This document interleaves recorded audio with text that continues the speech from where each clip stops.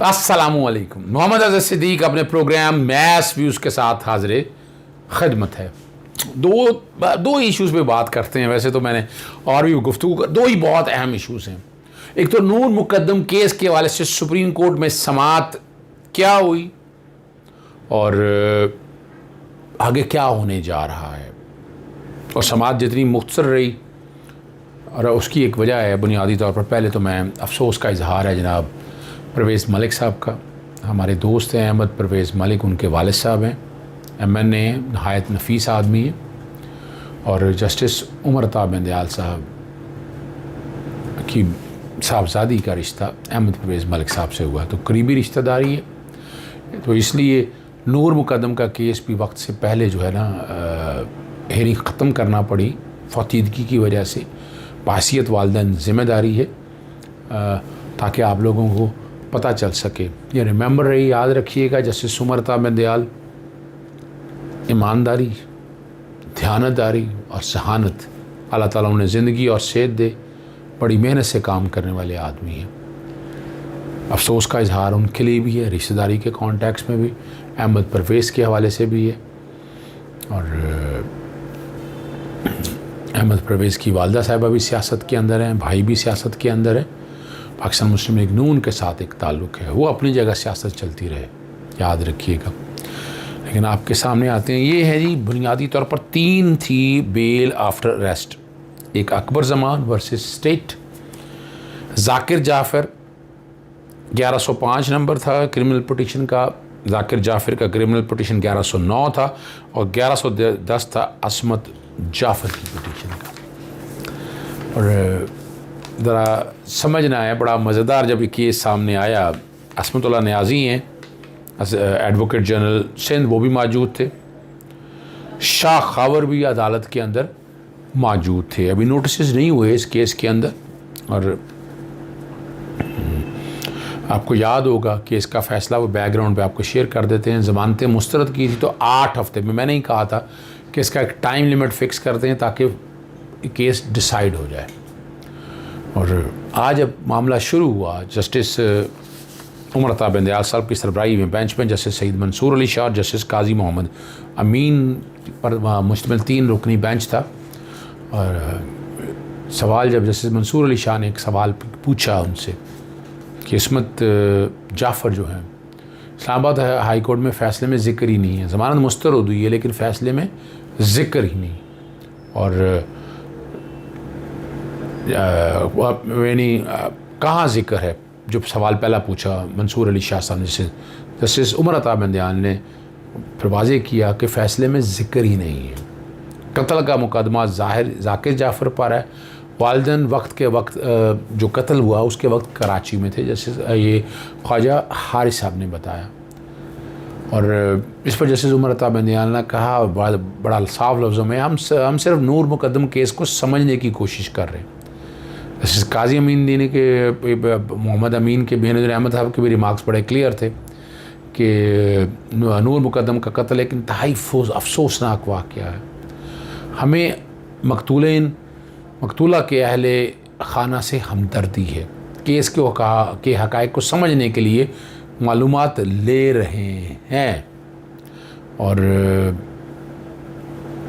बड़ा वाज़ेह तौर पर जो बात है ना, जो समझने वाली बात है, मैं कह चुका हूँ कि इनकी ज़मानतें हो जानी हैं। अब चूँकि केस का ज़िक्र नहीं है, ख़ातून के हवाले से आपको पता है, मरीम नवाज़ के हवाले से भी बात सामने आ चुकी है, मरीम सफदर के हवाले से भी, तो इनका केस अदालत ने अलहदा कर लिया। तो मैं बड़ी आसानी से कह सकता हूँ कि औरत को तो ज़मानत हो जानी है। जहाँ तक मसला है जाकिर जाफ़र का, उनको भी ज़मानत हो जाएगी, ये मेरा ओपिनियन है। मैं आगे चलने से पहले बता दूँ, कमज़ोर है केस इस हवाले से। वालिदैन हैं, वालिदैन तो कराची में थे इसीलिए बताया गया। और आइंदा पीर 18 तारीख तक समाअत मुलतवी हो गई है। वैसे तो कहा गया कि जस्टिस उमर अता बिंदयाल ने कि 2 मेंबर बेंच इसको सुन ले, लेकिन जस्टिस काजी अमीन ने बताया कि आप चूँकि केस सुन रहे हैं बेंच के तौर पर, तो आप ही सारे बेंच ही जो है ना इस सारे केस को देखेगा। और जो बात है, अदालत ने कह दिया कि आइंदा समाअत पर इस्तगासा असमत जाकिर की हद तक शवाहिद पेश करे। ठीक है जी, जो वालदा हैं उनकी हद तक पूछा गया कि वो एक ख्वाजा हारिस ने बताया कि फ़ोरेंसिक रिपोर्ट मौसूल नहीं हुई। 2 माह में ट्रायल ख़त्म करने का कि ये शफाफियत के आइन के आर्टिकल 10A की खिलाफ वर्जी है, उनका हक़ मुतासर होगा। शफाफ ट्रायल का हक़ लाजमी है, ताहम मुकदमा निपटाने में तारीख से इस्तराब बढ़ता है और डिले होता है, ये कहा है अदालत ने। बैकग्राउंड पे कॉज लिस्ट भी चल रही होगी ताकि आपको उनको पता चल सके, आपको हक़ाइक़ आप लोगों तक सारे आ सकें। ये आप लोगों को बताने का मकसद यही है। और 2 पॉसिबिलिटीज़ हैं जो कि जहाँ तक है असमत ज़ाकिर जाफ़र की, अदालत जो है ना इस्लामाबाद हाई कोर्ट को रिमांड कर सकती है कि इसको आप देख लें। दूसरा बेल तो वाज़ेह तौर पर मैंने आपको बता दी है, बेल आ जाती है। अगली डेट पे अदालत सुनेगी, नोटिस जारी करेगी, जो कि मौजूद हैं। शाखावर भी मौजूद थे, additional advocate general Inamullah Niazi भी मौजूद थे। तो सुप्रीम कोर्ट मेरा नहीं ख्याल है कोई ज़्यादा देर लगाएगी इसमें, 1-2 समातें होंगी और बेल मुझे दोनों की नज़र आ रही है। और ट्रायल की हद तक जो है ना वो रिलैक्स जो है ना 60 दिनों में वैसे मुकम्मल नहीं होना और आप लोगों के सामने चीज़ आ जाएगी। दूसरा केस बड़ा अहम है, ये फ़ॉरेन फंडिंग और ममनुआ फंडिंग, 2 चीज़ों को बड़ा वाज़ेह तौर पर देखना है। रेलेवेंट प्रोविज़न जो है वह आपके सामने मैं रख दूँगा कि जहाँ अदालत ने ये इलेक्शन ट्राइब्यूनल है, इलेक्शन कमीशन ऑफ पाकिस्तान है, 2 मेंबर बेंच है, निसार अहमद दुरानी मेंबर हैं और शाह मोहम्मद जतोई हैं। और मीनिंगफुल एक्सेस के हवाले से फ़ारूक हबीब ने किया कि उसको इंफॉर्मेशन लेने के लिए उस तक मौका दिया जाए, डॉक्यूमेंट्स तक रास्ता दिया जाए। राना मोहम्मद अफजल पेश हुए फ़ारूक हबीब की तरफ से और बैरिस्टर जहांगीर खान जदून का नाम याद रखिएगा। ये सो कॉल्ड लिबरल्स के ख़िलाफ़ भी पेश होते हैं। अगर हामिद मीर के खिलाफ दरख्वास्त भी हो तो यही आते हैं, आमिर मीर की दरख्वास्त हो तो यही आते हैं। तो पाकिस्तान मुस्लिम लीग नून के कॉन्टैक्ट्स में हैं ये, इनके सारे ये नवाज़ शरीफ के साथ ही सारे अटैच हैं, दोस्त हैं हमारे। और ऑफिस सेक्रेटरी थे राजा नियाज़ अहमद मुस्लिम लीग नून की तरफ से, पाकिस्तान पीपल्स पार्टी की तरफ से अली अहमद अब्बासी मैनेजर फाइनेंस थे, पाकिस्तान पीपल्स पार्टी थे। डेट ऑफ हेयरिंग इसकी 13 जुलाई, 28 जुलाई, 16 अगस्त और 15 सितंबर 2021 को शाह मोहम्मद जतोई ने यह फ़ैसला तहरीर किया और उन्होंने ज़िक्र किया है बड़ा वाज़ेह तौर पर, और ज़िक्र किया उन्होंने अकबर एस बाबर के केस का जो पाकिस्तान तहरीक इंसाफ के अगेंस्ट हुआ 14 अप्रैल 2021 का। स्क्रूटनी कमेटी ने 8 दिनों के अंदर फ़ैसला कहा था कि और 10 बजे से लेकर 3 बजे तक, ठीक है ना जी, और कि इंस्पेक्ट करे रिकॉर्ड और डॉक्यूमेंट जो पार्टी देते हैं और इसी चीज़ को सामने रखे। बाकी तफसीलात मैं आपको बाद में बताता हूँ। दरख्वास्त गुजार सुबह 10 बजे से शाम 3 बजे तक मुस्लिम लीग नून और पाकिस्तान की पीपल्स पार्टी वही जो फ़ैसला किया उसी को बुनियाद, बैकग्राउंड पे ये फ़ैसला आपके सामने चल रहा होगा। और उस कमेटी के अंदर जो लोग मौजूद थे और वो बता रहे तो टेक्निकल पर्सन थे, चार्टर्ड अकाउंटेंट था, फाइनेंशियल एनालिस्ट था, फाइनेंशियल एक्सपर्ट था, और ये ताकि इस तमाम डॉक्यूमेंट का और तमाम पार्टीज़ का वो देख सके। और 5 रोज़ के अंदर जो है कमीशन को 2 टेक्निकल अफराद के नाम जमा कराए जाए, नाम तब्दील नहीं होंगे।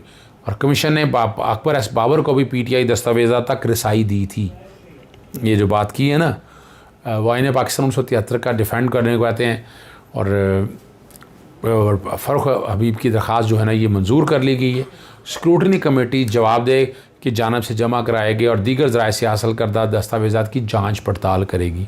कमेटी दस्तावेज़ात से शवाहिद की जाँच पड़ताल करके हतमी राय कायम करेगी और मुबैना तौर पर ये उनके जो है ना गैर मुल्किंग फ़ंड के हवाले से देखेंगे और तफसीली रिपोर्ट जो है ना वो पेश की जाएगी। अब यहाँ जो बताया है फ़ारूक हबीब ने वहाँ पर अदा कि 4 साल के और पीपल्स पार्टी और नून लीग के 4 साल अकाउंट्स की तफसील देने से भाग रहे हैं, ये फ़ारूक हबीब ने वहाँ पर बताया है मीडिया से गुफ्तगू करते हुए।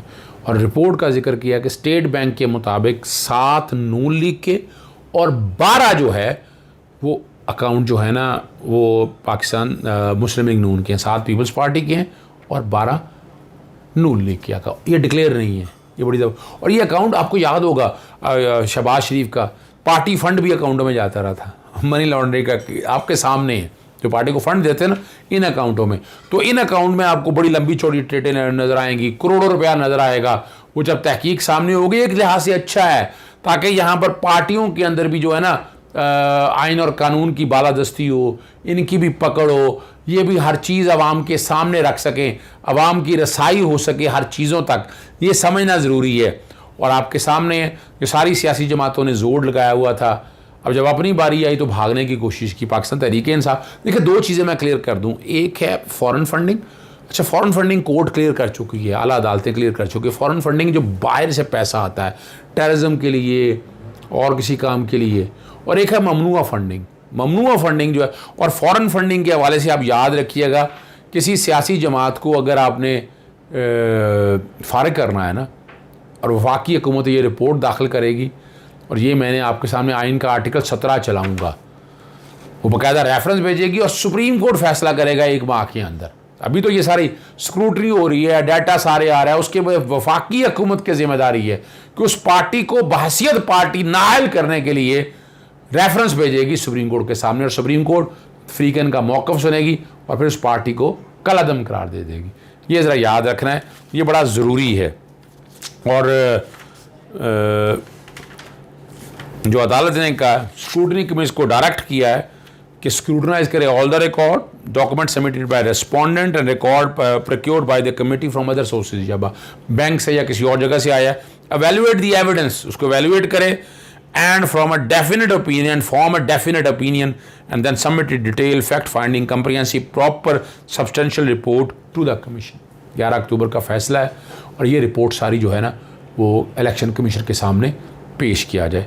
और जब ये रिपोर्ट आ जाएगी, रिपोर्ट आने के बाद जब साबित हो जाएगी, तय ये होगा कि फ़ॉरेन फंडिंग है या ममनुआ फंडिंग है।